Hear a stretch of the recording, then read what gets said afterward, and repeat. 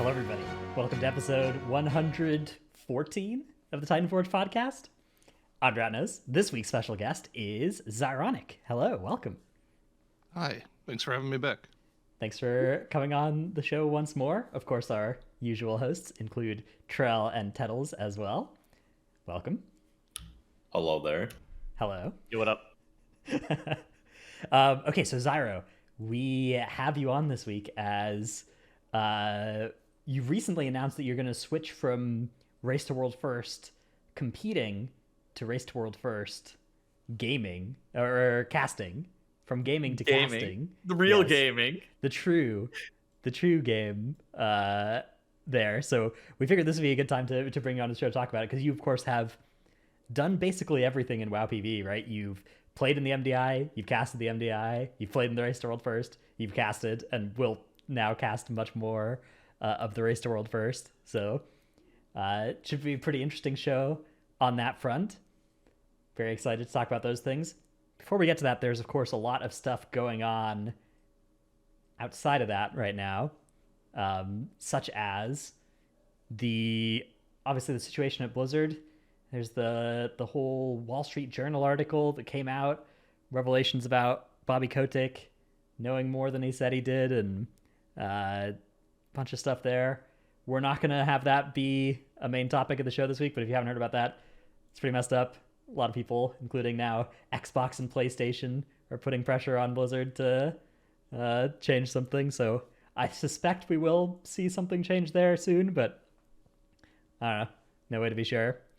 Will it affect WoW? Probably not, right? Yeah. Yeah, definitely not. No effect whatsoever, right? Dude, well, Yeah, I mean, you know, there was another employee walkout, right? That means This is true. that's time not being spent working on the game. But I mean, it's not like they're doing that for multiple weeks or anything like that. Which, unless nothing happens, which would be probably the most worrying outcome for other reasons, but I guess also for that reason. Jesus. Yeah, I hope that something changes, because this seems like a non-sustainable relationship. Yeah, so we'll, I guess, see how that turns out. In other news, the 9.2 PTR has just been started to get data mined as well. I guess it just went up on the data mining servers or something in the past hour, Yeah. as of the time we started recording this. So I think that 9.2 PTR is not going to be up today, but I think that it's like partially encrypted or something, and it's able to be data mined. So maybe we'll get some cool information of some interesting stuff that will come out maybe during the show. Maybe we'll get some nice live reactions to some stuff where we're just kind of scratching our head, or maybe some cool stuff that we're pogging out about. Yeah, Here, so I've got one already for you. Here's Okay. the mini map of Xerath Mortis. ooh. Oh, Oh, cool. All right, hang on, let me can we fly in this zone? dude, Yeah, they said we could fly. Yeah. can you paste this into like the show doc? Yeah, I'll basically. pull it Oh up. yeah. Settle's already got you. A mini map of Xerath Mortis. Is it a flyable zone? They said we can unlock flying here, I believe. Yeah. Oh my god. Oh, nice. Well, This is how the else are best we supposed day. to island hop? True. There's so many floating islands that we've never seen before. Well, look, Korthia had a floating island off to the side that you just had to unlock the grappling hook and take the flight path to get to. You couldn't fly there. Or you just glide over and accept the death. Sure. Yep. That was a classic one too. Yep, did that a lot in the first couple weeks. Yeah, This is already looking a little bit better than the equivalent in BFA of going back to Silithus, I think. wait, 8.2 was Najatar Mechagon, right? It was 8.3 well, that yeah, was true. Uldum. Yeah, but and... This is This already is the final patch, right? True. Yeah, final patch. Yeah, this zone looks, I mean, it's got green. That's a color we haven't seen a lot of this expansion. That's one of my favorite colors for zones to be. So that's pretty cool. Better than just dark gray. Yeah, the dark grays. But, you know. So that's cool. I guess it's not too much info, but we'll see more of the data mining potentially over this episode. and potentially more in our next episode, which will not be next week. Next week, of course, Thanksgiving in the U.S. And we are in the U.S. and it is on the same day as our show. So we will be taking 1 week off. We'll be coming back I guess that'll be the first week of December. And at that time, we'll probably be able to tell you what the plans are for weeks off over the winter holidays as well. But anyways, Yes. let's get into it. Do you want to talk about the transmog? Yeah, okay. Bombed. We could talk about this as well. So, 5 hours and 24 minutes ago, when I last refreshed this page, Blizzard added 2 new transmog options to the shop. Baby Murloc Satch Shells. Satch Shells, you get it? Like a satchel, but Satch Shells? That's a pun. Okay. It's a play on words. I get it. And the Celestial Observers Ensemble, which is an ensemble, right? A full transmog set. This has sparked some predictable outcry, and I think deserved outcry this time, from players concerned about the relative qualities of the tier sets and the Celestial Observers set. In particular, there are some comparisons to putting it next to the Mage tier set and finding the one in the in-game shop to be a lot more inspired and higher quality than the tier set. To me, dude, nothing has felt like less self-aware than them releasing this transmog. And it's not just because it's going on the store. I am not somebody who really cares about store-bought stuff. Like, I think the cat mount is kind of cool. I think that the Celestial Observer ensemble, also a banger. But I think that that's ultimately the problem, is that we've been stuck in things that look like leveling greens for the past 2 expansions. And this transmog in particular has some spell effect to it that is, in my mind at least, particularly egregious with just the way it looks for it to be put in the store relative to the quality of the transmog that we've been getting in the game currently. Yeah, it's like Mythic last 3 bosses level of transmog that you would expect, at least, having played the game for a long time. And it's just like the timing is so bad with everything going on at Blizzard, and having seen those tier sets literally 1 week ago in 9.2 side by side, it's pretty funny to look at. Yeah, I will say that I think the Mythic, Sancto Domination tier has looked really good. I've loved the red glowy sets there, but I did not particularly like the spoiled versions of the tier sets we saw for next patch. Now, those might not be the Mythic ones. Maybe the Mythic ones will look sweet, but the Celestial set, I mean, I don't know, three of the 4 of us played a bit of Path of Exile, right? And the Celestial stuff in that game is always the most popular looks, right? Oh, yeah. Xyro's got his Path of Exile hoodie on right now. And I would love for Celestial tier sets for a tier. That would be one of my favorite things. So seeing one of these in the shop, I mean, I also tend to not have as much of a problem with stuff in the shop as a lot of people do. Like, first of all, it's not, you don't have to pay it for money. You can buy it with in-game gold as well, right? Like, it's if it costs $20, right, that's as expensive as a legendary base armor piece, right? Because you can buy it with the same amount of gold for a WoW token, right? So Yeah, sure. But I still do think that, like, this, it's definitely like, I wish this was the aesthetic of the tier, this coming tier. So yeah, I don't know.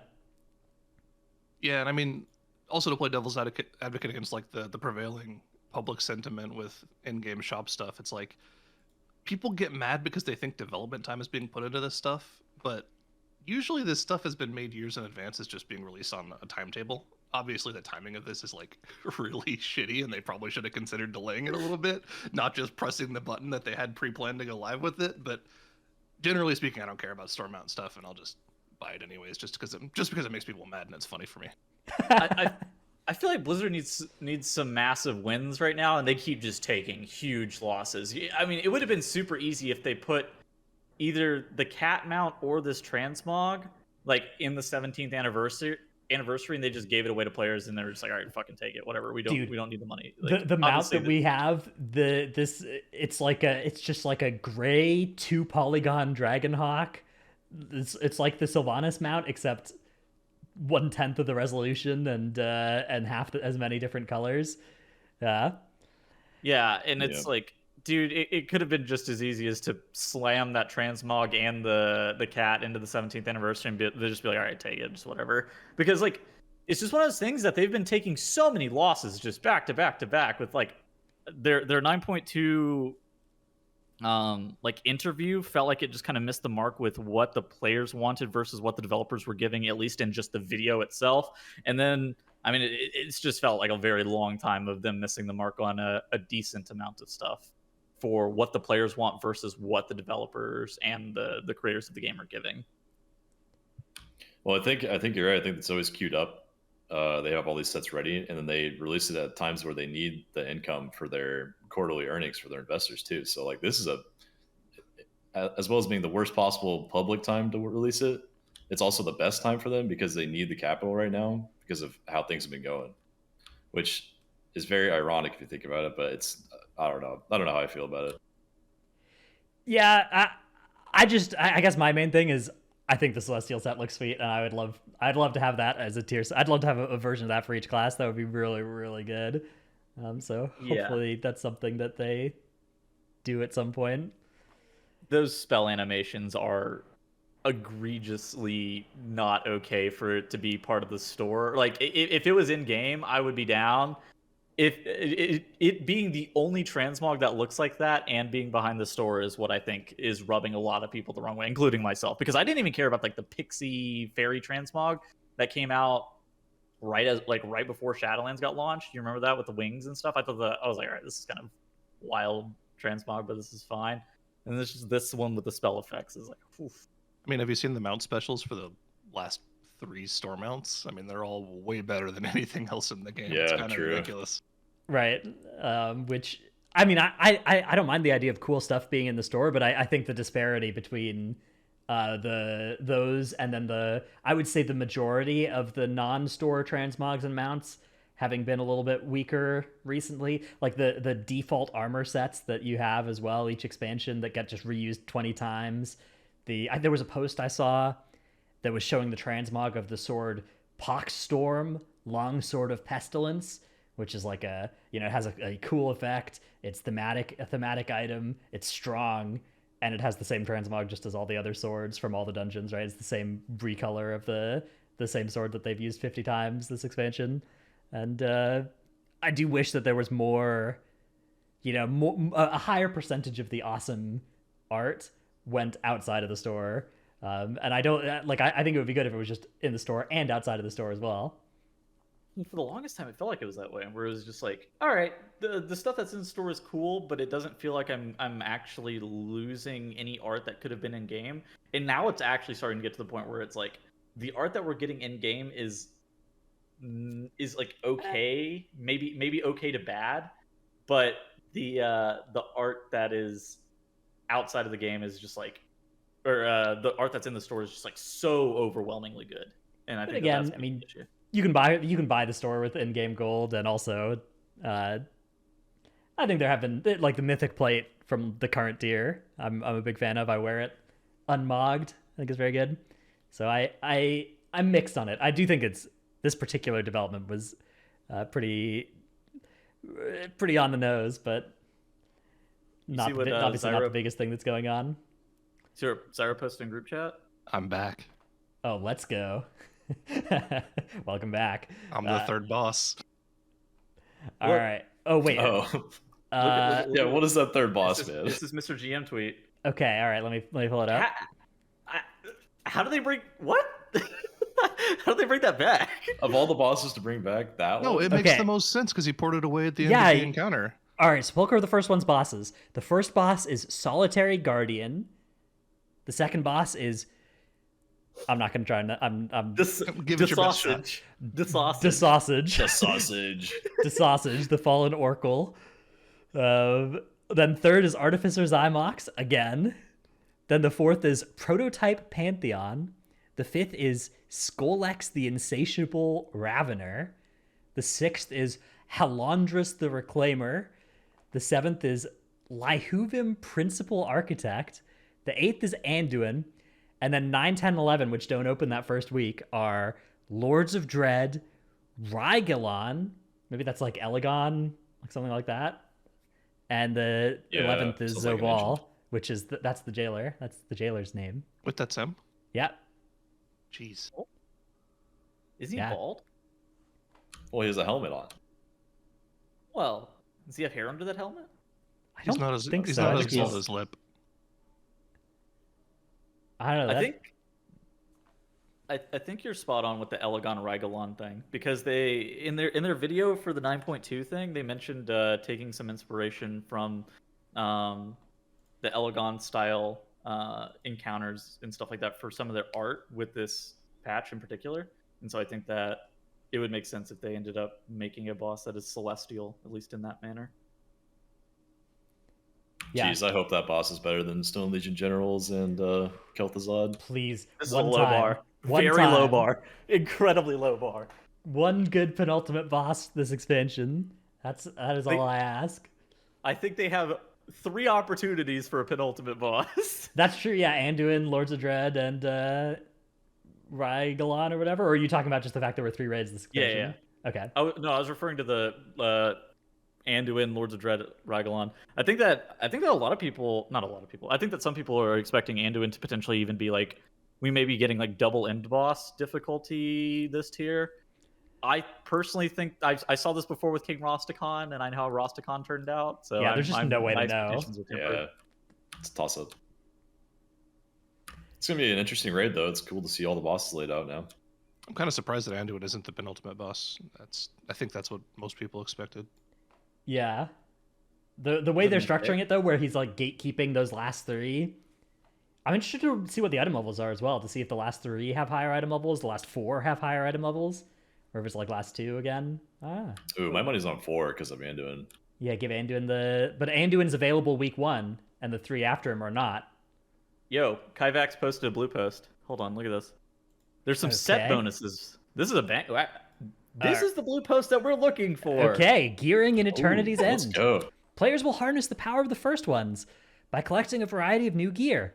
Class sets are returning. This time you'll obtain them from 3 sources: bosses, the Great Vault, and from the Creation Catalyst.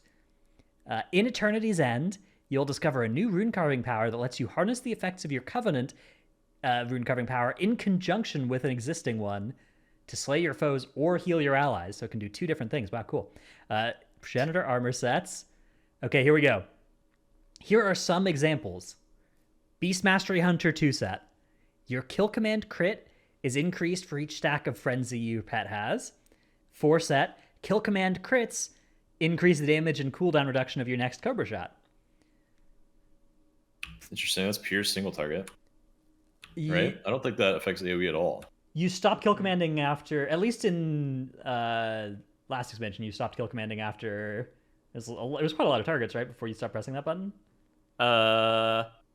Yeah, I don't know these days. There was never really an amount that you stopped kill commanding because the priority damage was better than the Yeah, the if you multi-shots wanted of to the do art. prior damage, right? If you were playing that double multi-shot as right, you did stop pressing it if you were just trying to cleave, right? Just trying to pad. It was if you. It was something based on like cooldown, like how much cooldown reduction you were going to be getting on your wild, Okay, on your yeah. aspect of the wild. Yeah. So like there was some diminishing returns on just mashing multi-shot. Okay, yeah. I don't know what it is this expansion. I've played my BM Hunter, but I haven't researched it enough to know like breakpoints and stuff like that. But at the same time, like what are you getting cooldown reduction on? Is it just kill command? Cobra shot. What does Cobra shot reduce the cooldown of when you press it? I think it is just kill command, right? It's just kill command, yeah. Well, that's a talent. Cobra shot reduces the CD on kill command whenever you're talented into whatever that tier 100 talent is called. Huh. Okay, but it says it increases the damage and cooldown reduction of your next Cobra shot. So But I didn't think. Yeah, I think it does like 1 second off kill command normally, and the talent makes it 2 seconds or something. I have to look in game, but Prot Pally, 2 set, casting Shield of the Dude. Righteous grants you a stacking increase to your block chance. Okay. this set is sick for Paladin. 4 set, blocking an attack has a chance to cast Judgment at your attacker. Oh my goodness gracious. Imagine That is AoE. If that thing doesn't have an ICD on it, that is going to be bananas. If it doesn't have like a a long internal cooldown, that means you're just gonna spit out Shields of the Righteous and Words of Glory like non-stop. Like you could probably solo heal the group if there's no internal cooldown on AoE. And Resto Druid 2-set, Swiftmend heals an additional amount for each periodic healing effect on the target. 4-set, Swiftmend heals nearby allies for a percentage of its healing done. Ah, yes, a Swiftmend set. Oh. Interesting. Resto Druid is saved. The problem, like, Resto Druid doesn't need throughput. Resto Druid's like healing throughput is really good right now. Obviously it's worse than Mistweaver Monk. Mistweaver Monk's fucking broken, but like, Resto Druid throughput healing is really good. That's never been their issue. Their issue is like the amount of damage that they deal, plus the fact that they don't have like a raid DR. So yeah, this doesn't fix Resto Druid in any meaningful capacity. I mean, maybe it's gonna make them better in 5-mans, right? Because Swiftmend is a good, like, I don't know, pseudo lay on hands button. Whenever you have a bunch of hots on your target, you're able to like top them and stuff, and then you can go and you can go back into cat form and start DPSing again, right? Like, so my worry about this is like, I feel like Swiftmend is already a button where when you press it, things are fine, but it has a really long cooldown, and when you don't have it, I don't know. So I feel like this is just putting more eggs in the basket that already has enough eggs, but I could be wrong. I'm not a Resto Druid scientist. Okay. I mean, it's going to force them to play... It's going to probably force them to play Soul of the Forest plus double Swiftmend, right? So. More new information. You'll meet the Enlightened Brokers in Zareth Mortis, become allies with them to obtain a new legendary belt empowered with your Covenant's rune carving effect. The unique characteristic of this new belt is that your rune carving effect will switch freely alongside your character whenever swapping covenants. There's no need to craft a new belt for each covenant. The belt will match the look of your class's progenitor armor set and can be equipped alongside another Shadowlands legendary in a different armor slot, giving you 2 powerful legendary effects to boost your character. If you'd like to craft the new covenant swapping rune carving effect on a different armor slot, a new rune carving memory will let you do so.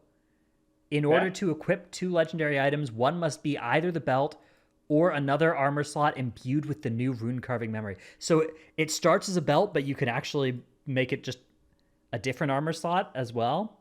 You have to buy or you have to make a different one to move it, right? Yeah, for a second, when I started reading this, I thought it was just, it's locked to your belt, but it looks like it's not locked to your belt. It just starts as one. Will the covenant swapping conditions also work for the new item? Like, let's say you make a plate with those things on it, will it also swap on that? That's what I want to know. Yeah, that's a good question as well. It sounds like it. I think this is only a good thing. It just introduces more freedom for where you want to put your gear. Well, it also doesn't make you fuck up your legendary. It's going to be chest, legs, or helm for literally everyone. Right, you just slap the highest item levels on there. Although you might not want to interfere with your 2-set or 4-set. True. Especially early on, whenever you don't know what tier pieces you're gonna get. Well, the question is as well, when does this become available? Like, if this is a week 4 unlock, it's not relevant for Ace to World First, right? Whereas if this is like a week 2 unlock or a week 3 unlock, all of a sudden it's like, that's going to be a huge power spike in the second reset or something, which would be kind of crazy. Sure. Ooh, do you think they're going to remove belts from the Great Vault? No. Of course not.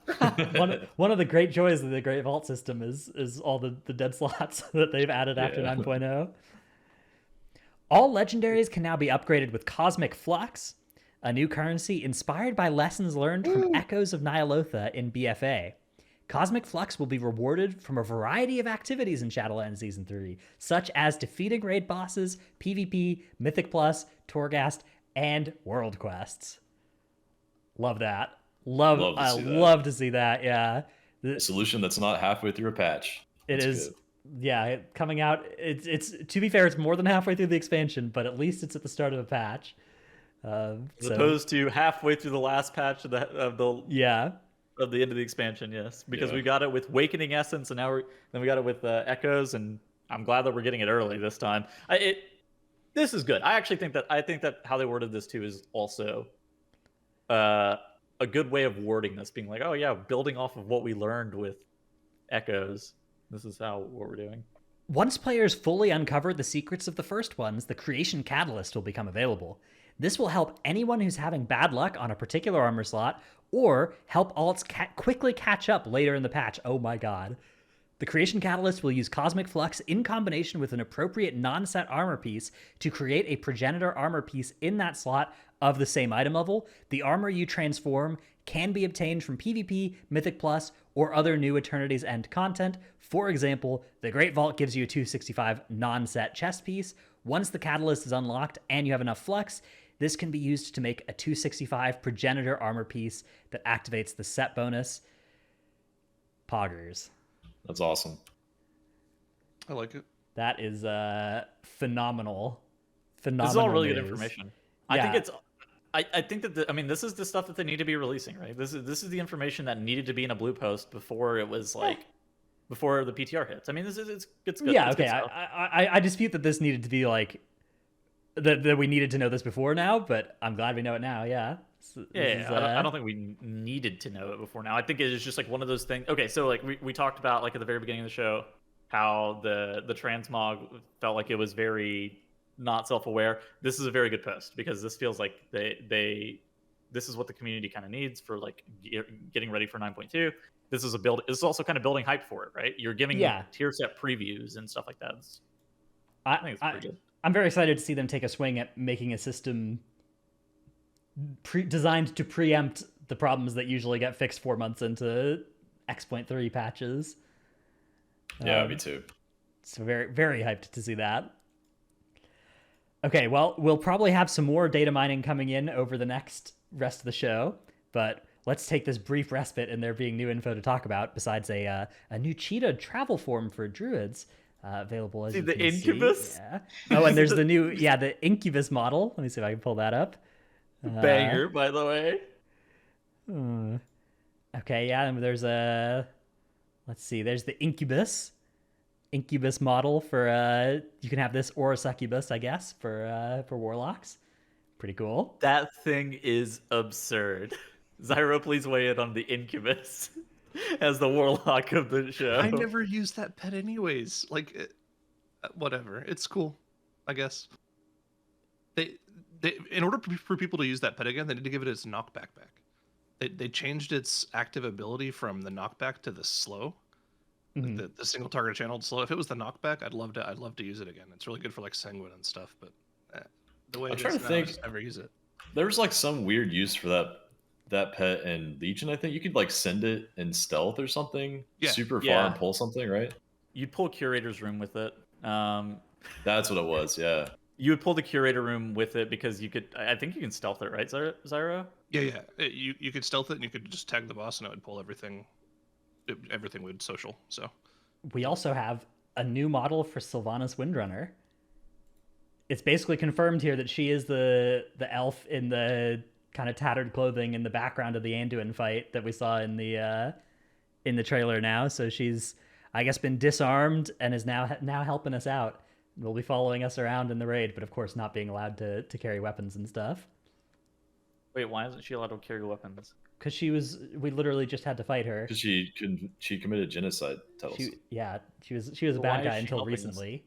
Well, then why aren't we arresting she got her? duped. She got tricked by the jailer. All right, whatever. She didn't realize that he was a jerk. I've been catfished before, so I guess I get it.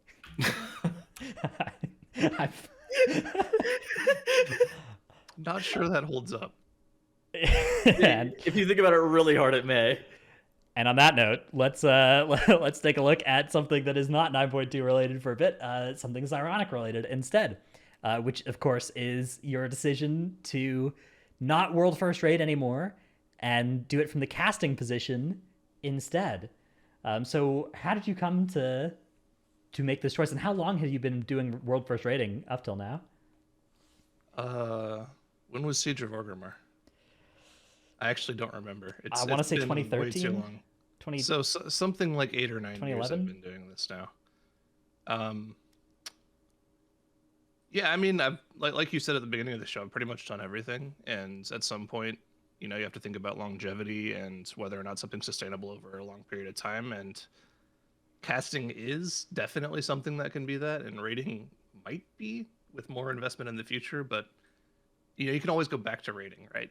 I feel like WoW is an interesting game where players don't really lose skill, they just lose interest in the game and just choose not to play it and get worse because of that. So, you know, That's true. I guess that's a good take. I agree with that. I just, you know, I think casting is more sustainable. Honestly, you guys know as well as I do that it can definitely make more money too, which is always nice, especially when you don't get that much playtime during the world first race anyways. So I think it was just a better choice in general. And, you know, there's always the choice to go back if I end up missing it. Yeah, I think Race to World First casting is a very, very cool and exciting thing to do. Bad news for Tettles, though, about his spot. Hate to see that. Oh no! Wait, I hate that. I hate Yoink. that news. Hold on. I mean, it's also one of those things that like typically either you're going to be streaming the Race to World First content or you're going to be casting it, at least from people in our position. Because if you're not like actively participating in the Race to World First, if you're like a full-time streamer, your viewership is substantially lower like during the Race to World First while it's going on. And so like if Xyro said, if you're getting limited amounts of playtime, it can also be super tough. At least from that element. I know that I don't even bother streaming during the Race to World First because I will average like TFT numbers so while the Race to World First is going on, and I'm just better off streaming after the fact. Yeah, it's I still stream raid during them, but it's hard. But also, like, my stream is just basically monopolized into being like a Race to World First talk show during during Race to World First, which is why people still watch it then while Race to World First is going on. But also, it's, you know, it's different. Cool. Yeah, it's definitely an interesting transition to make. You know, how did that happen for you for MDI as well? Because of course you were an MDI competitor for the first one or two MDIs, and then you were a caster after that. How did that process? Was that a similar decision you made? Yeah, it was actually a very similar decision, almost exactly the same. So when I played in the first MDI that went to globals, my team was not that good. I mean, we were good. We got the second seed from North America, but you know, we were supposed to at least win the first round against a Chinese team that had 2 substitutes, and we just bombed out and went 0-2. Like lost first round, lost first round lower bracket. So what I ended up doing is I stayed at the studio anyways. A lot of the people who lost out just went back to the hotel and waited it out. But there were a few players who stayed at the studio, and we were just talking about what was on screen. And while I was there, the player manager at the time, who's actually one of the observers right now, Shine, overheard us talking. Is like, hey, you guys should apply for casting. Like, you guys all seem like you have a good grip on the game and know how to talk about it. So that was my end. From that, I talked to Zorbrix, who was the guy who led the MDI at the time, and you know, got a couple interviews through there, and that's how I got into MDI casting. And I mean, it was a similar decision. It's like, well, wait, you can make guaranteed money casting, which is, you know, definitely going to be better money than getting 8th place every single time. Or you can play, which could be more fun, but definitely is a lot more stressful. And the choice is pretty easy from that standpoint. Yeah, I definitely understand the I had a similar choice, except I was like, oh, I could get 12th and not qualify for MDI cups or cast them. This is also I have felt this one at my core as well. It's just like whenever you get asked, it's like, would you want to compete again? I think the answer, like, I am a competitive person. I think it would be cool to compete again, but at the same time, it's like, I mean, it's just career, like it's like career versus passion kind of thing, and it's just like, I need to prioritize my career, and I'm sure Xyro feels probably kind of similar in the same sense. It was like, oh yeah, it'd be cool to play again. Like we're all gonna go grab the Great Push banners. Yeah, the banners for the Great Push, and it's just like, oh, I'm sure participating in the Great Push would also be cool, but at the same time, it's like, I'd rather cast it. I think casting it's just a completely different experience. Yeah, it's tough though, because you do want to make sure that you keep playing the game at a pretty high level so that you can keep being an effective caster, right? That's something that I think. But you continue to plan to do like high keys and stuff, right, Xyro? Yeah, no, I'm not quitting the game completely. I've already had a couple guilds that I was already going to ask if they wanted to have me. We'll review your app later. Yeah. So, I don't think you were one of the people that messaged me, dude. No, I'm still gonna play, but it's just like, I'm in an interesting position where I have raided farm consistently for the past like 9 years of my life. I'm not looking to get. I mean, I get a break from farm now. I'm just not gonna play until closer to 9.2 because I just don't have to. It's sick. It does work out really That's well, pretty yeah. freeing sounding. Everybody's a little bit different. There are definitely some people that need breaks after progression is over during farm, and I am definitely one of those people where it's like I will take like a couple weeks off, and it's just like I just don't want to do farm anymore. I'll come back later whenever. And it's like I'm around if the guild needs me to like step in on a boss or something like that for whatever reason. It's like I can make my like I'm available, but it's just like I don't really want to like subject myself to doing farm for like the 10th week in a row. And it's just like some people want to be there, gear their alts, play a bunch of characters like Dratnos, or be the tank of your guild, so you're obligated to be there. That's not me anymore, poggers. But okay, Oh, you got out? show up to raid every Yeah, week and gear I'm your alts, free. right? Yeah, well, actually, I'm not that free from tanking because one of our tanks is playing Classic for the first hour of raid, so I have Oh, to tank no, that first man. hour. Yeah, I'm with you though. I like just wanted to chill a little bit, not have it be just a year-round thing. That's one of the nice parts about farm for sure. So, Xyro, do you intend to like prog raid during Race to World First still, or are you planning to like find a guild situation where you can kind of come in after Race to World First is over? I haven't decided that yet. I don't actually know. Makes sense. It's definitely a it makes the Race to World First days very long days when you are like if you, especially if you cast 2 shifts and then raid. That is something I have to do that like once or twice each race, and it's really hard. Yeah, that sounds not ideal. And then we make a YouTube video after. Oh my god, everything is dude! done. Last Race to World First, me and Tettles signed ourselves up to make this daily video, and the only time we could do it was after the stream went down every day. So we were just there at like 1:30 a.m. recording our video, like uploading it, and then Are we doing that again? I don't know, man. Well, now you live pretty close by, right? So we could just bounce over to Red record there, right? Yeah. I live 30 minutes away. Damn it. All right. Well, it's a good try. I actually live closer to the complexity place than Tells does. Oh, dude, we could come. We could set up a little green screen recording room in Casa Trell. Swing by, My record closet. our Yeah, video. just in show the up his closet. apartment at 2 a.m., mug Just him, ring the and doorbell. then leave. Yeah, steal his bike. Refuses to elaborate. Leaves. We have some Windwalker data mined. All Actually, right. all monk data. All monk data tier mined, sets. Let's go take a quick little look at the monk tier sets. We have a Brewmaster 2-piece.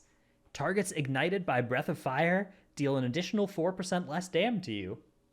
Yeah, that's pretty boring, but that's cool. Breath of Fire ignite uptime on enemies is what, like 50%, 60%? I think it's like more than 6. It's around 60, I think. Yeah. Okay. Currently. 4 set, Breath of Fire empowers your next Tiger Palm or Blackout Kick, increasing shuffle duration and brew cooldown reduction by 100%. The shuffle, you already have full uptime on shuffle already, right? Yeah, the shuffle is literally the shuffle That's- bonus is literally useless. The brew But cooldown the- reduction is interesting, although so the way the brew works, right, is extra purifying brews are going to be less good for a good player, right? Because like you already are pressing them at the best times, so you're adding like a third best time to press one or something. Faster celestial brews is kind of cool though. Yeah, the faster celestial brew will be good for sure. Interesting. I don't know. That's kind of underwhelming on Tiger Palm because you only press Breath of Fire like every 15 seconds. So that means you get 1 second off your brews every 15 seconds, basically 1 extra second. Okay, yeah, not that exciting. Mistweaver 2 set. Essence Font's residual healing effect lasts an additional 2 seconds. 4 set. Drinking Thunder Focus Tea summons a Progenitor Rune of Healing, increasing all healing dealt while inside its bounds by 123. That's kind of cool. That is kind of cool. That 4 set sounds interesting. So you basically drop like a Rune of Power for yourself when you drink your tea. Yeah, this is the same issue as Resto Druid though, where it just increases their throughput and doesn't add anything for competing against their disc and HPAL overlords. Well, Yeah. the difference is they're the best throughput healer by somewhere in the range of like 20 or getting 30%. close to 100. Man, our healers. okay, effective healing. Okay, sure. Yeah, they are probably somewhere in the like the 20 to 30% range, like effectively ahead of everything else. I mean, this is just going to push them even further ahead, right? Like this is one of those things that they're going to maybe be 50% ahead, just effective heal. Like at some point, maybe you're able to just drop a healer if Mistweaver is doing that much healing, but Maybe. Yeah, Bring one just It's to about carry the cooldown through. reduction. The problem is, whenever you're dropping, like if you're bringing a Mistweaver, 2 Pallies and a disc or whatever, right? And you're like, okay, we can drop a healer now. Like, are you really gonna have enough DRs if you're down to just 1 priest, 1 paladin, 1 Mistweaver, right? Like, yeah, sure, you're Well- fine on the throughput, but Yes, you are.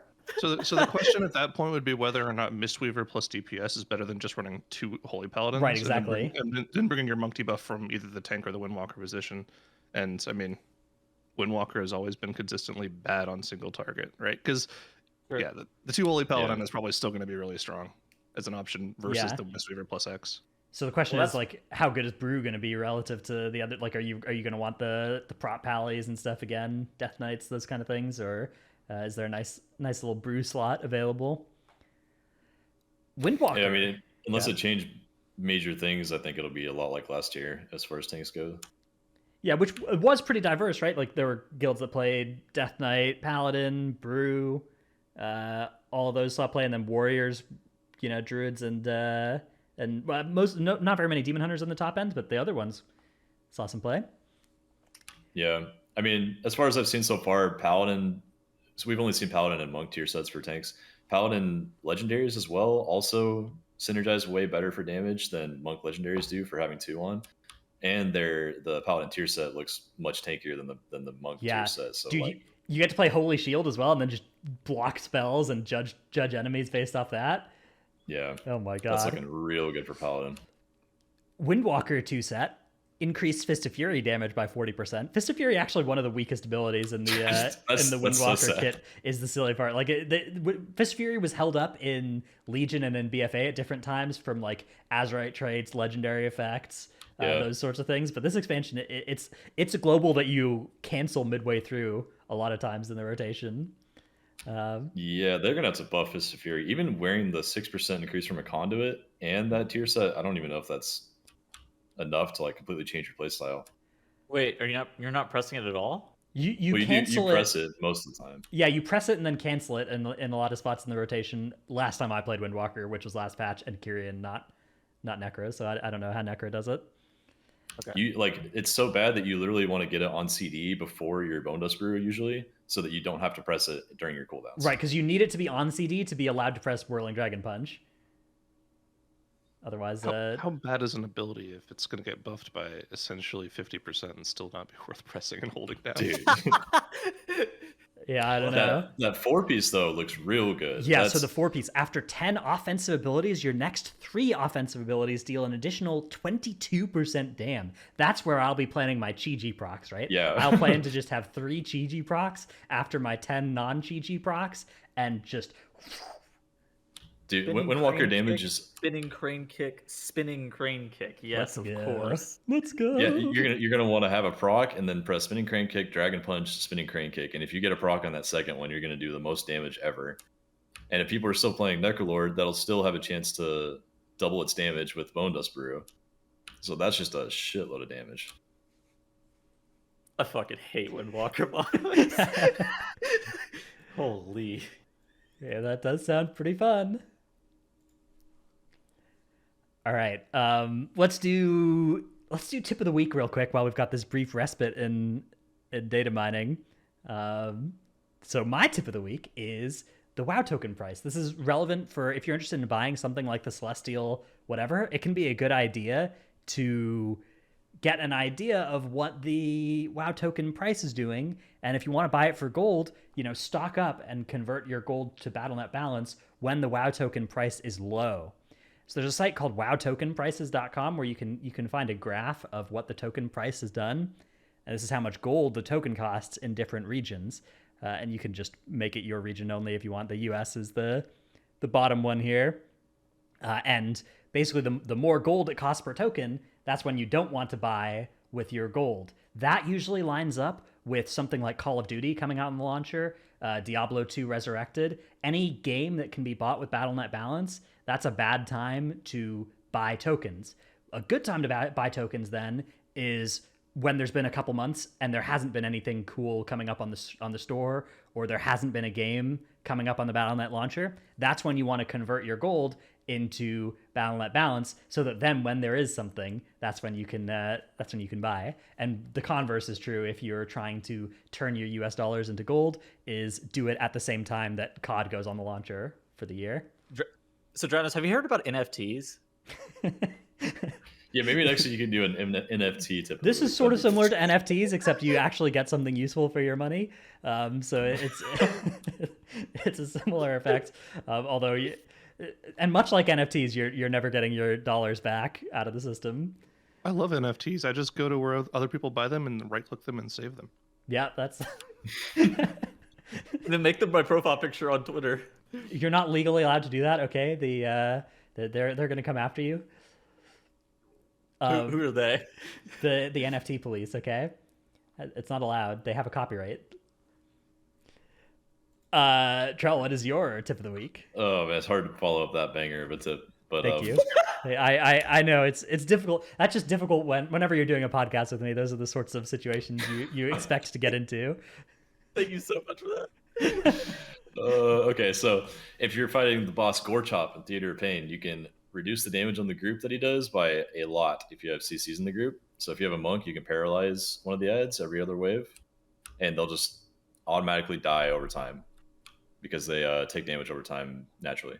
So you can do that. You can turn evil as a paladin, I believe. You can trap as a hunter, blind every 2 minutes as a rogue, and I think that's about it. So why do you hate your rogue? Why do you hate your frost mage? Yeah. Well, he's arcane. Why do you hate your rogue? So they're talking about funneling onto the boss with extra ads. I personally don't think it's worth it on high tyrannical keys if you're worried about someone getting RNG'd, leaped on twice and dying from full health. But if you're doing like a lower fort key on that boss, yeah, you can just let the ads live. They're not that bad. You didn't answer the question. Why? I don't hate my rogue or frost mage. I don't have a frost mage actually. All right, Xyro. I know this is we didn't actually talk about this before the show, but if you have a tip of the week, now is the time. Otherwise, we can go to Tettles' clip of the week. It's always I've got optional. one. Okay. This is it's going to be a mouthful. So, Is it an NFT one?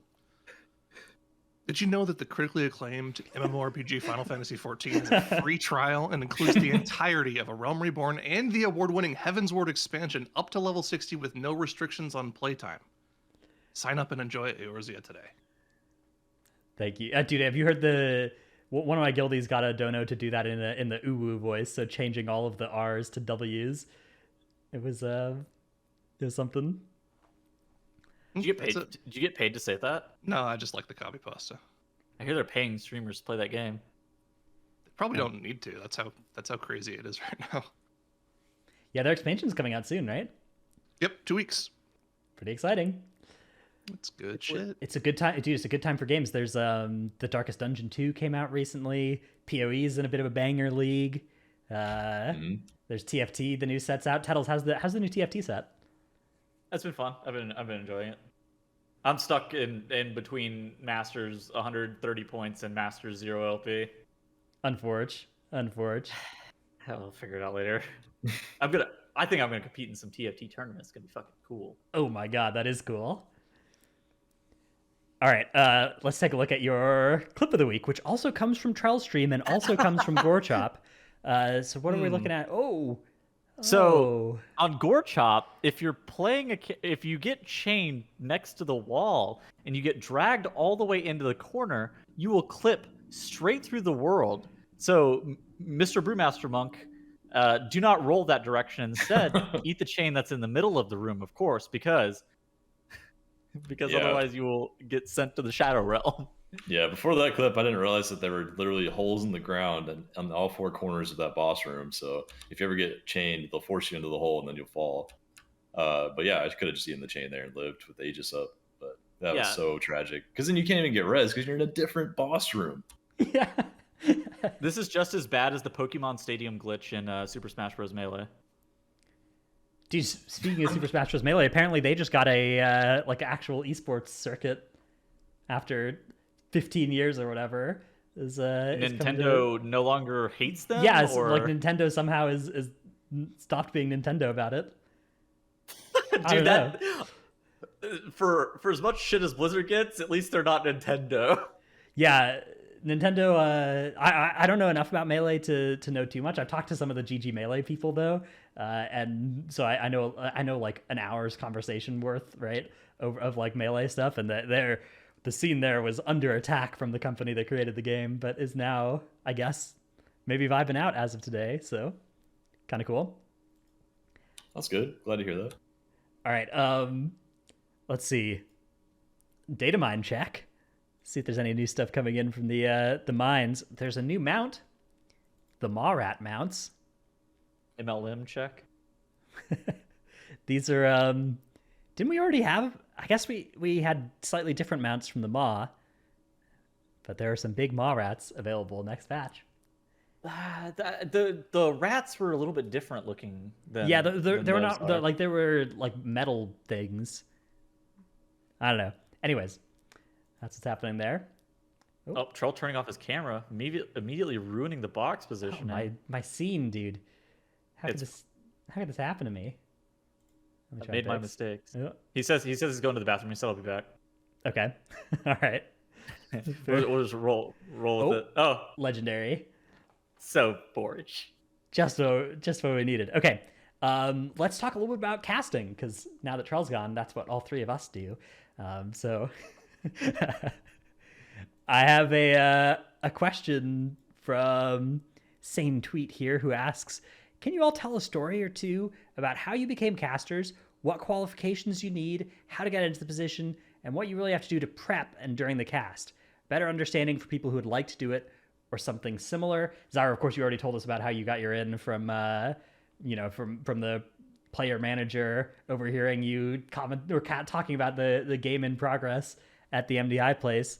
How do you feel about the, what do you have to do in prep during the cast and stuff for people who would like to do it or something similar?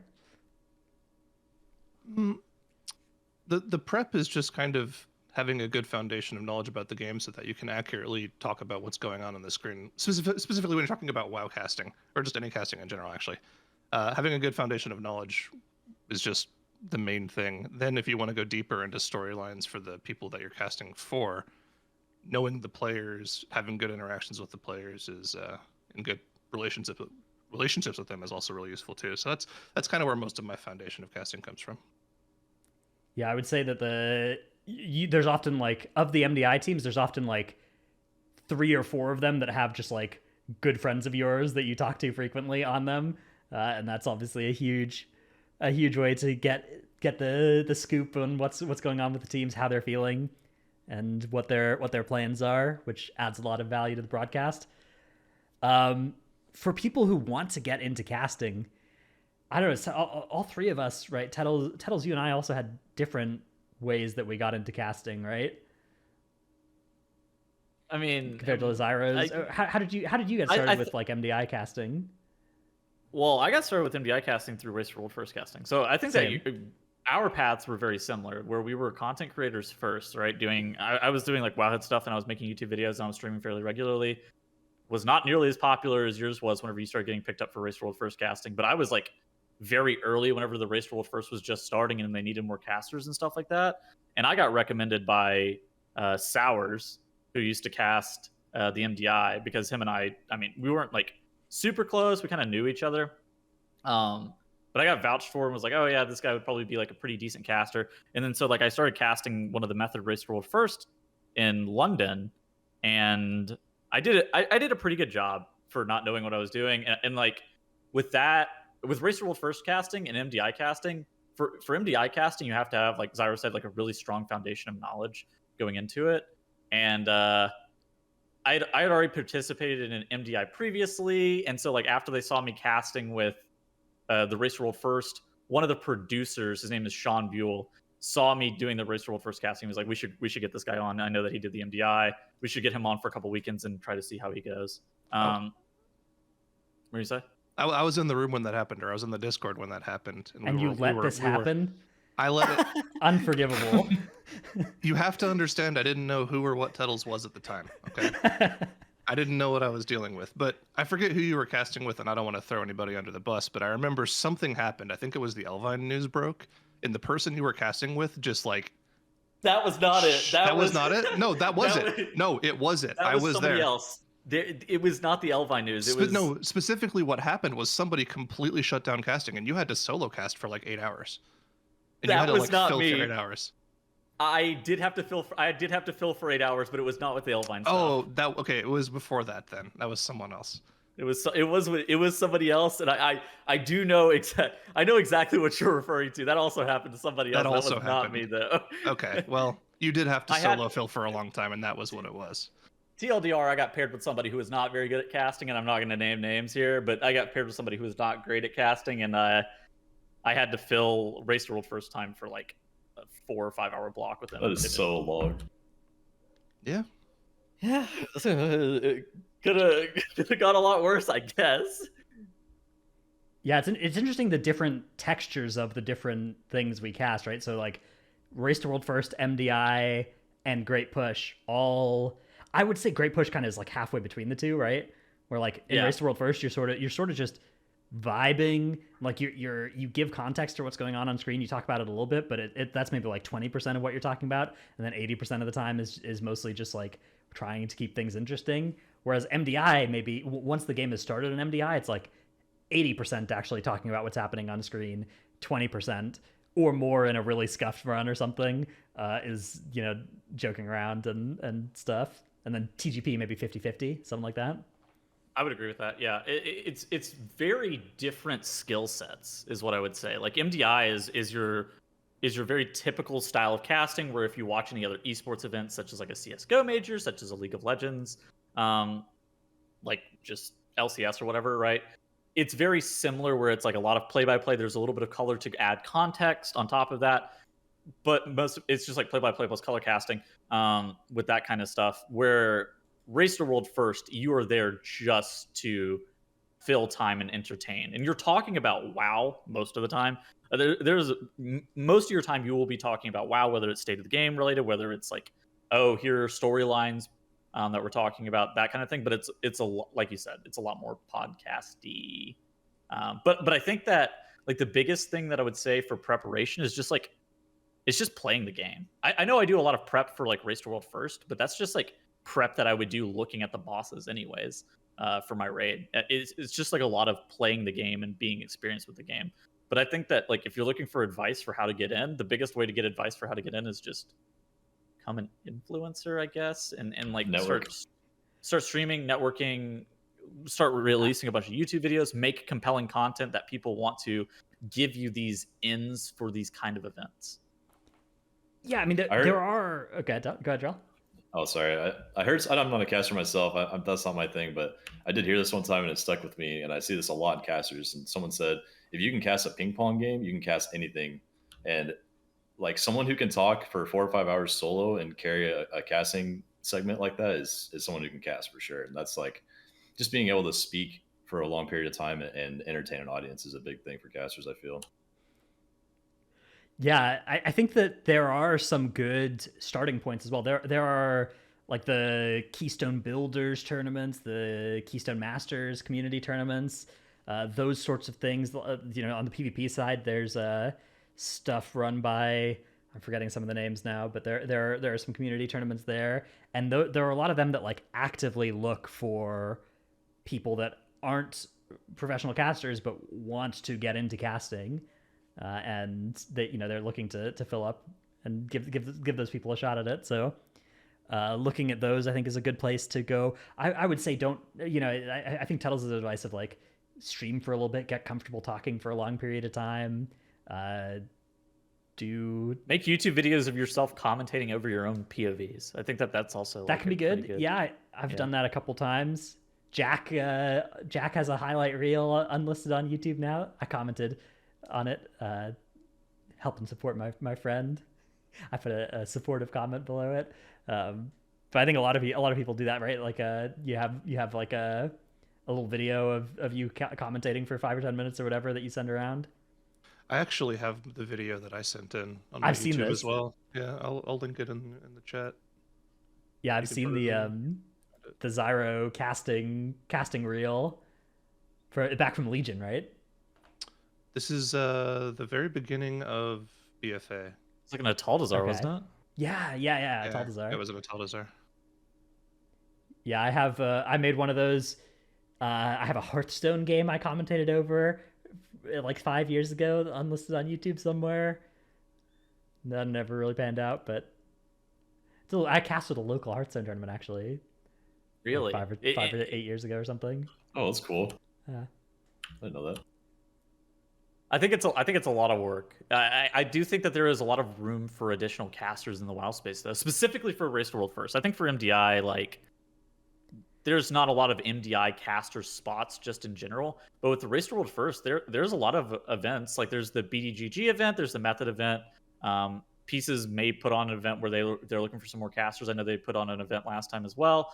And then obviously there's the Echo and the Limit one. So there's always room for more casting, at least with the Race to World First, with how it currently stands, where they need people to fill time, right? Like, and so this is a great time to just kind of get your toes wet, get paid.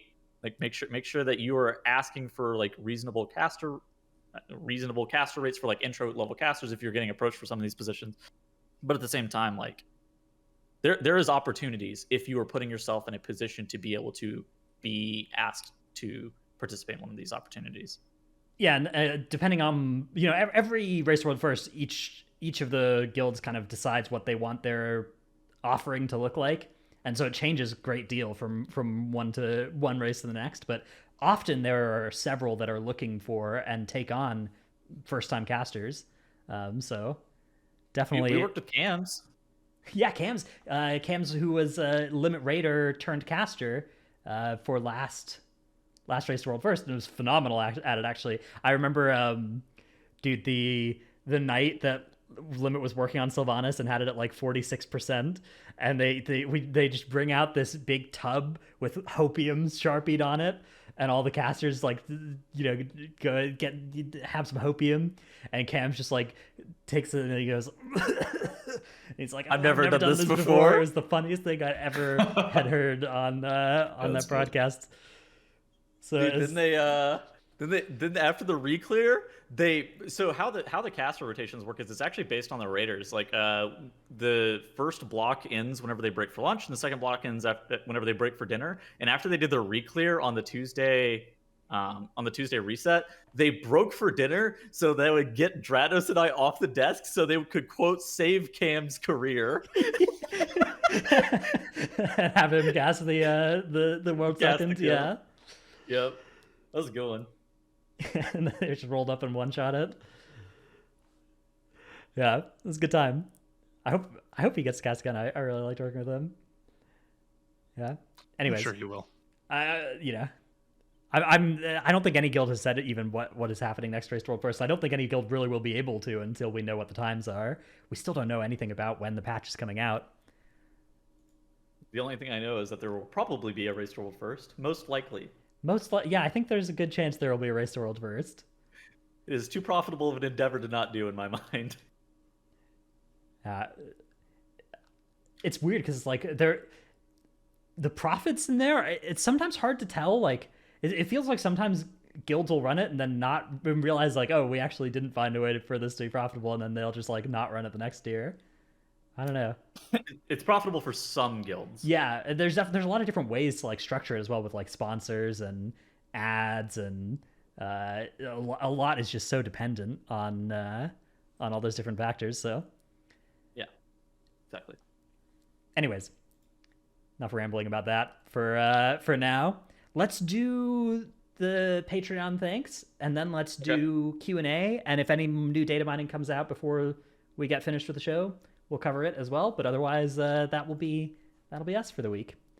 So Patreon supports. Big thanks to all of you. Happy Thanksgiving to those of you in the U.S. They are Paul of U.S. Tichondrius, Riley. Whatever happened to Dratnos' main basement captive? Did Dratnos eat them?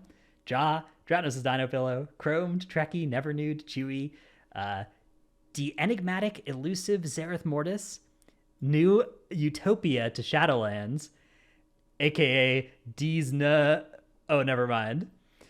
Dear devs, please make every legendary craftable in the ring and neck slots to avoid conflict with tier sets. It looks like they're doing a pretty good job of avoiding conflict with this belt thing. Sincerely, Delete Gaming. So hopefully this will be satisfactory for that. It's not AMZ, it's AMZ. Salty Senny, Necris, Tank Dill, Nevuk, Bread Ceratops, Sinmora, Eevee, New World Main, Take Light of the Protector and Frenzied Regen off the GCD, No Trick, I Scheduled Tettle's Flame, Dimat, Lufer.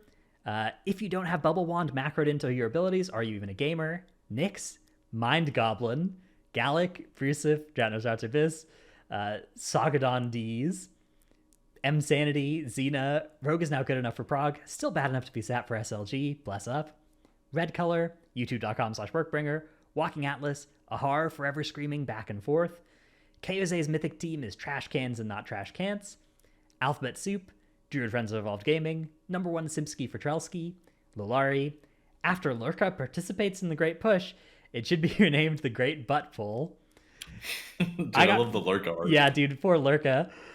Bad I got flamed for not interrupting an Arathi Basin Cromp Stomp. Milk. Narnar TV. Soji is the number 1 little green man on US Thrall. Dratnos is Santa Hat.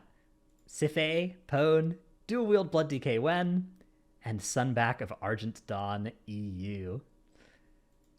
Our first question comes from Lufer in Discord, who asks for Xyronic. What casters, and this is in the sense, I think, of like Mage, Warlock, Priest, not Xyronic, Tettles, Dratnos, what casters look strong at first glance with 2 Legos?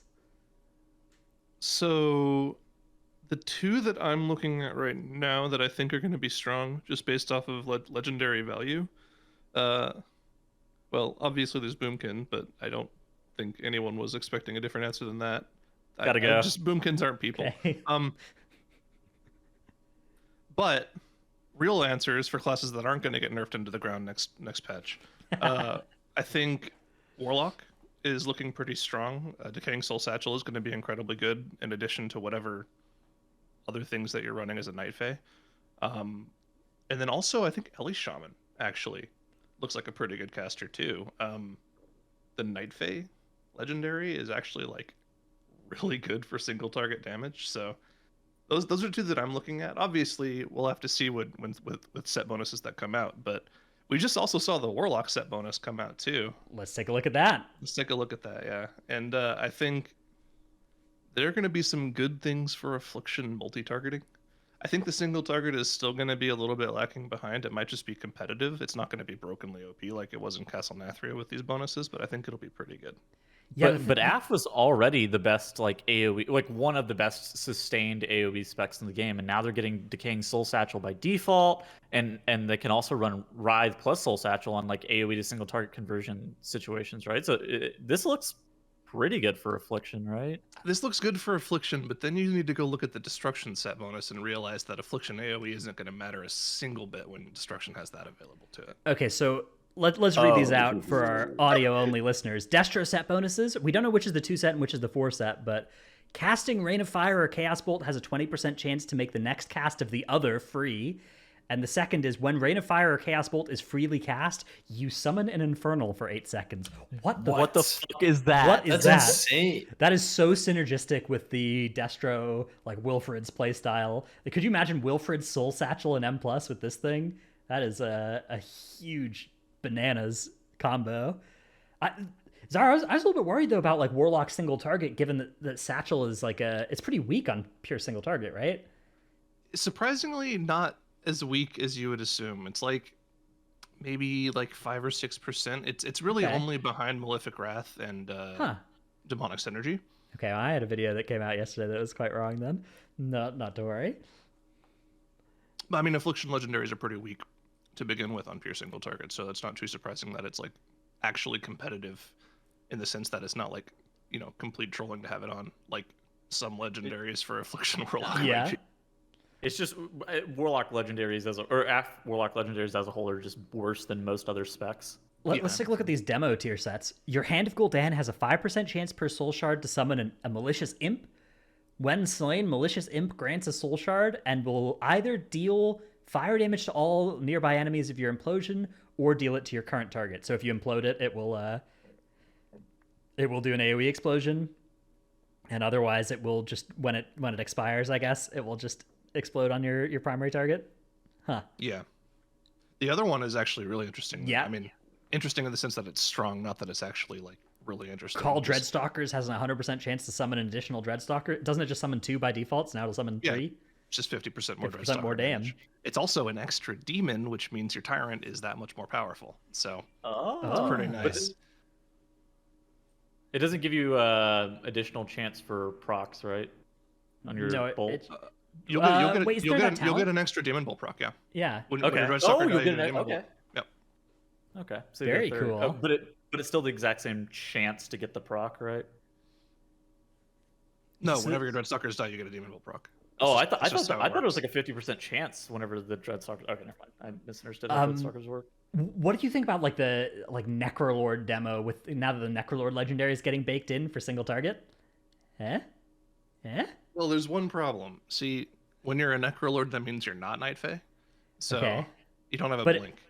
Well, but who needs a blink when you've got demonic circle? You can just flesh on them and stand in stuff as well. Yes, you Gateway. can just flesh and dark You can pact just and press live through dark anything pact in the and game. yeah, there's nothing in the game that already just kills a warlock that presses dark pact. There's That's- no abilities to do. That's all true, but like, I don't know. As somebody who's played Warlock for like 8 years, Okay. getting a blink and then giving that up is not something I will ever willingly do. It's And- Oh, good. Yeah. Sorry. Warlock mobility has been like the crutch for Warlock ever since Mists of Pandaria. Like you just having a blink is just so nice. You'll actually just play Night Fae even if it's like 2 or 3% behind on single target, just because it's nice to have that for progression. Makes sense. Finally, those app bonuses we talked about a little bit earlier. Let's just read them out real quick. While Agony, Corruption, and Unstable Affliction are active, your Drain Soul has a 4% chance, and Shadow Bolt has a 20% chance to make your next Rapture cost no Soul Shards and cast instantly. And the next one is Malefic Rapture's damage is increased by 15%, and each cast extends the duration of Corruption, Agony, and Unstable Affliction by 2 seconds. Holy. This is so good for multi-target, right? Like Yeah, these these are targets. like these are stupidly synergistic bonuses for Affliction right now, right? Like Yeah. you have chance for free Malefic Raptures, and then your Malefic Raptures also do more damage and buff your dots. Now the dot duration increase is kind of fake on single target. It's not that big of a GCD save, but yeah, like you said, on multi-target, saving 12 seconds of dot uptime on just 2 targets on those 3 dots is like disgustingly good Yeah, for well, uptime. Because it's giving you a free Rapture as well, which would normally be Yeah. like, oh, the downside of this is that we're losing a global that we might need to reapply these dots during. But oh, Yep. no, we don't. Not to worry. It's also doing that with its global. Whew. I mean, yeah, this is scary good. That makes me want to play Warlock next patch. Yeah, Yep, Warlock will be good. Warlock does look very cool.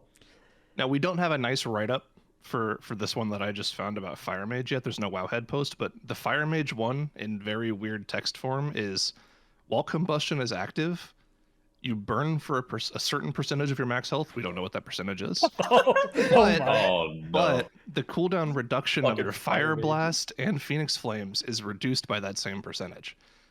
So you just got Lucid Dreams back as a Fire Mage apparently, which is Holy. disgusting. Oh no, man! Lucid dreams on fire. Lucid burning dreams. Wow. I'm here Man, for it. mages are already greedy enough. We're gonna see a lot of dead mages. Hey, they'll be fire though. They have Cauterize, and they'll be playing Night Face, so they'll have Pod Tender too. They got 2 cheat deaths. It's like okay. Lucid Dreams, but instead of True. giving you leech, it gives you reverse leech. I remember the unkillable combusting mages because they were topping themselves every global with all that with the lucid leech. All right, Forgot about that. next question comes from Jonesy's, who asks, "What are your thoughts on the Sylvanas fight, and where does it rate as end raid bosses? For me, it is visually really good, but boring and a long boss fight. One of the worst end of raid bosses." Xyro, what do you? Where would you rate Sylv?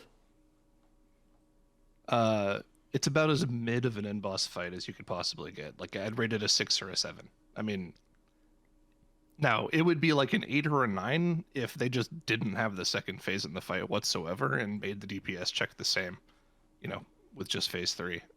All of phase 2 just like kills the momentum of that fight entirely, and it was a very weird progression experience. So I didn't like it that much, but it wasn't one of the worst fights I've ever seen.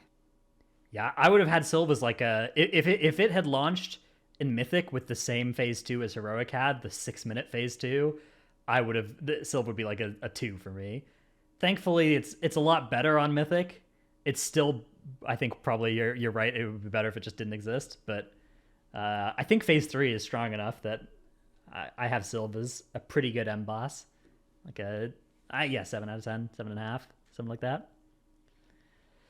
How about you guys, Tuttles and Trell? Either of you got a Sylve opinion? Same boat as Xyro here. I think it's like a solid 6 because of Phase 2. Mr. Tuttles? I had a lower opinion of Sylve. I thought that Sylve was, I mean, compared to other end bosses, right? If we're only comparing it to Mythic end bosses, I think that fight on Mythic in particular is like a 4. Okay. I think that I think there are a lot of Mythic bosses that are better than it. Yeah, I think Sire was pretty close to a 10 for me. Sire is about as high as it gets. Sire, Gul'dan, probably my 10s. Helia maybe. Oh, Unot. Unot's my 11. Then That's my 11. Oh, you know what? I forgot about the lag that Sylvanas had the lag for on pull like on Sylve, 2 months straight, 3 months. Oh man, that's gonna lower it to a 5. I just think that like if you're comparing it to other Mythic end bosses, there's just like a lot of other end bosses that are strictly better than it. Like, to the point where I think it's maybe even like a 3. Like if you have to have a 1, right? Like if you compare it to other end bosses, you have to have a 1, and you have to have a 10. I think that Sylvanas is probably it's definitely on the lower 50 percentile. Like it's not like a terrible fight. It's not unplayable like maybe a 3 would suggest. There were some nights where it was unplayable, but yeah, I just think it's just a worse boss than normal. I agree. If you're rating it relative to the end bosses of the last 5 years, it's in the bottom quintile or something. Like it's down there with like a Xyro or something. But I think that end bosses in general are really strong. Yeah, I do think a Xyro is worse. I just posted the mage bonuses, by the way. I'm okay. Let's see. We've also got warrior bonuses. Let me just put this in a notepad document and put that on the screen. As professional podcaster right here. Actually, I'll do this in Microsoft Paint. That's even more professional. Screenshot it out of the notepad document and then paste it into Microsoft Paint. Yeah, that's how it's done. That's a banger. Okay, hang on. Hold. Text. And make it like 28-point font? Oh, that's large. Large and in charge. 24. Okay, all right. Microsoft Paint. To the rescue once again. Here are the mage set bonuses. 2-piece arcane. Increases your arcane damage dealt to enemies affected by Touch of the Magi by 18%. Holy, that is a large percent. Wait, that's where they do all their damage. Where all their damage is anyway. Yeah. 4-piece. After consuming 8 clear casting charges, your next Touch of the Magi is instant, incurs no cooldown, and lasts for 6 seconds. Yeah, so arcane is like if you play with them in a dungeon, they're just gonna rip the fucking mod immediately off of you. I play with an arcane mage in high keys right now, and it's already hard enough to keep threat. I have to taunt his burn target every single time, no matter what. Fire 2-piece increases the duration of combustion by 2 seconds. That's also really powerful. And then the 4-piece, while combustion is active, you burn for 2% of your max health every 1 second, causing your Fire Blast and Phoenix Flames to recharge 100% faster. 100%. It's literally lucid dreams. Lucid dreams. Yeah. It's just lucid dreams. It's those disgusting. combustions are going to be bananas. Frost is illegal. I want to point out this is actually going to allow people to not play a haste style of fire. You don't have to with this. You'll still want some, but it's combustions are going to be disgusting. It's like BFA, right? Where it's just like, oh, let's just play mastery to make the combustion bigger because it's already casting as many. It's already global capped on casting Fire Blast, right? Yep. Frost set. While Icy Veins is active, your spells have a 25% chance to call down a Comet Storm on your target enemy once every 30 seconds. So 25% chance cannot occur more than once every 30 seconds. This is going to be the operative line here. It's basically going to trigger probably every 32 seconds. You're going to get this effect. Yeah. 1.9 times per minute. So you're getting, let's call it 2. Let's be generous and call it 2. 2 Comet Storms per minute. Interesting. And then the 4-piece is enemies hit by Comet Storm take 2% increased damage from your frost spells up to 10% for 8 seconds. Comet Storm is a lot of small hits, right? Yeah. So you'll get 10% you will get the 10% for 8 seconds on this. Very interesting. This Do you think this is enough to make you take Comet Storm the talent as well? You would definitely end up taking the talent, I think, just to extend the buff and have higher uptime on it. Otherwise, I don't think the set bonus is that good. yeah. Without it, the set bonus is just 2 Comet Storms worth of damage per minute, and then for 16 seconds every minute, the enemies take 10% increased damage. That's not a huge percentage increase in overall damage, right? That's a 2.5% set bonus on the 4-piece, which is quite small. Interesting. All right, we have one final set bonus to talk about, and then we got Warrior Android. we got Warrior Android. Okay, let's do both of those, and then let's cut it there because we don't want to go for too long. Yeah. We'll do Warrior real quick though. We don't know which are the 2-piece and which are the 4-piece. Arms Warrior. Every 75 rage consumed increases the effectiveness of your next Colossus Smash or Warbreaker by 2%, up to 10%. And the other set bonus is increases the duration of Colossus Smash and Warbreaker by 3 seconds. Effectiveness here, that's going to mean the damage taken amp on it is also going up. This seems like a fairly small total damage gain, though, because it's going to be even like an 8% or 10% effectiveness increase on Colossus Smash or Warbreaker means that instead of enemies taking, 40% increased damage, they're going to take 44. Yeah, like 44, Bro, right? I am going to get fucking shit on in PvP. I don't know. I think this is... I'm not a... I play Arms Warrior. They're going to Warbreaker me, and I'm going to fucking die. Yeah, it depends on how exactly... maybe it means that instead of... So like a 10% more effective Colossus Smash, I'm just making up the number 40% increased damage. I think that's the number it is, but I actually don't know for sure. Does that mean it would go from 40 to 44 or from 40 to 50 if it's gaining 10% increased? That's a mystery. Great question.